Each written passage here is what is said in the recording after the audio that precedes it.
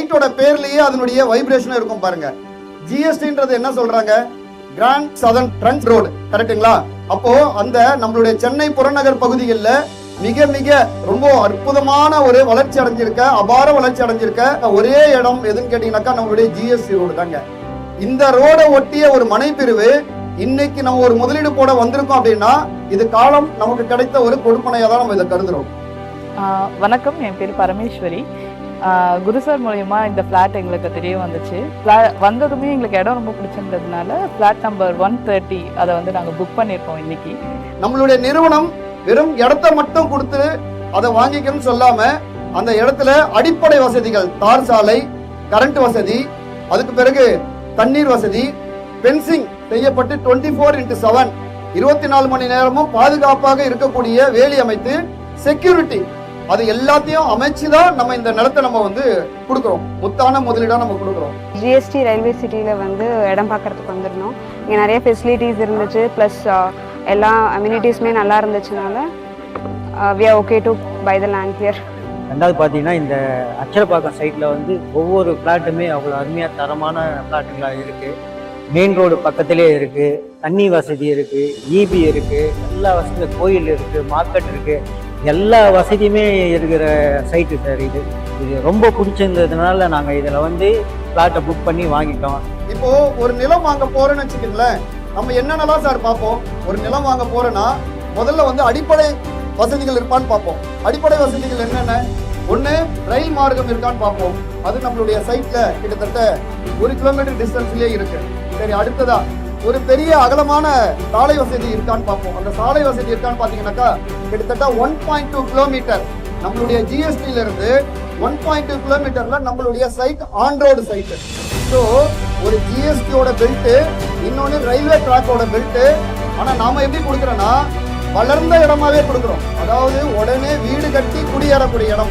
ஃப்ளாட்டோட இங்கே சர்வீஸ் எங்களுக்கு எல்லாமே வந்து இடம் பார்க்கறதுல இருந்து, எங்களை கூப்பிட்டு வந்ததுல இருந்து, எங்களை நல்ல ஒரு கன்வீனியன்ட்டான விதத்தில் வந்து ரொம்ப அழகாக சர்வீஸ் பண்ணாங்க.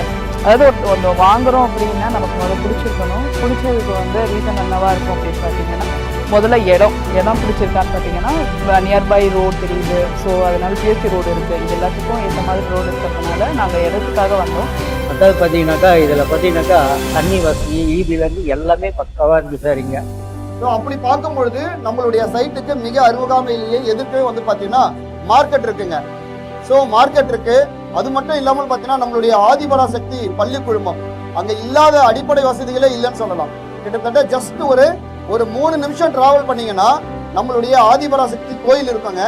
அந்த கோயில் பக்கத்திலே பார்த்தீங்கன்னா arts college, engineering college, science, medical college, எல்லா விதமான காலேஜ் அண்ட் ஸ்கூல்ஸ் எல்லாமே ஒரே இடத்துல இருக்கிற இடத்துக்கு கேட்டிங்கன்னா நம்மளுடைய ஆதிபராசக்தி குழுமம் இருக்கக்கூடிய இடம் தான்.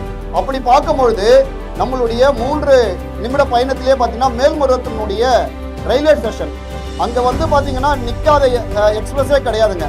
நீங்கள் எல்லா ட்ரெயினுமே வந்து எங்கே நின்னா கம்பல்சரி நம்மளுடைய மேல்மருவத்தூரில் நின்றுடும்.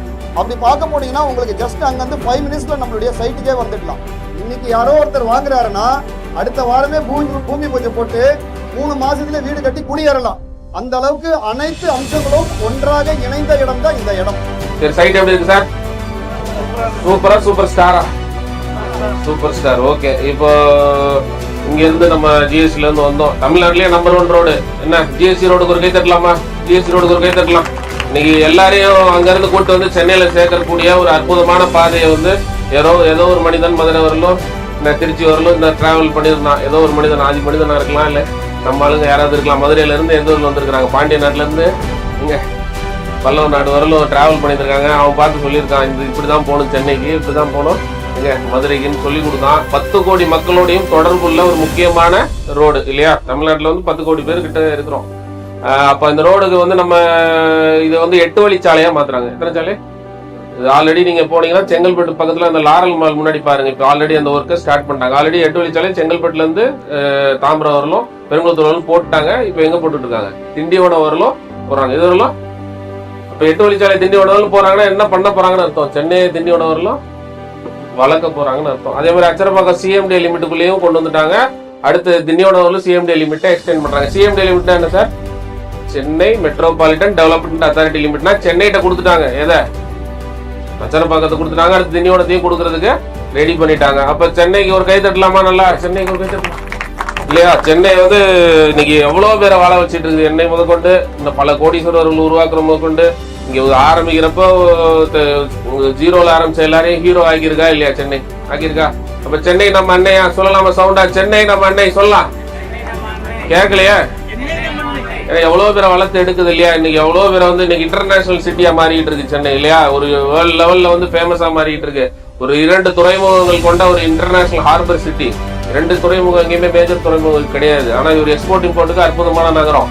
பிளஸ் வந்து சென்னையில அற்புதம் அப்படி வந்ததுன்னா எக்கச்சக்க வேலை வாய்ப்புகள் சிப்காட்ஸ் உருவாக்கிட்டே இருக்காங்க. சென்னை சிஎம்டி லிமிட்ல வந்தனால இங்கெல்லாம் வந்து எல்லா திட்டங்களும் அடுத்தடுத்து போட்டுட்டே இருக்கிறாங்க. பக்கத்திலேயே மேல்மருவத்தூர் ஆதிபராசக்தி கோயில் வந்து ஒரு பெரிய லேண்ட்மார்க், உங்க எல்லாருக்குமே நல்லா தெரியும்.